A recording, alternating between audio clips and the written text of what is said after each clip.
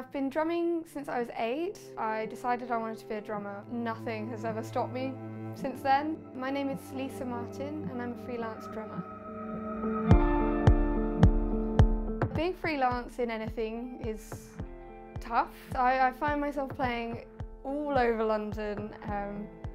You know, sometimes one day you'll be in one corner, and you'll be in the next corner the next, and I've not got it in me yet to turn down a gig out of sheer laziness. You know, maybe I'll get there one day.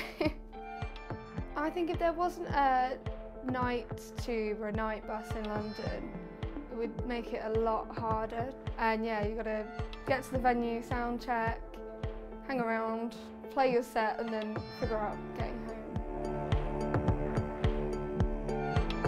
You know, the night tube's a very eclectic place. You know, other musicians, you've always got someone with a guitar, and they sort of, you know, they know what you're about.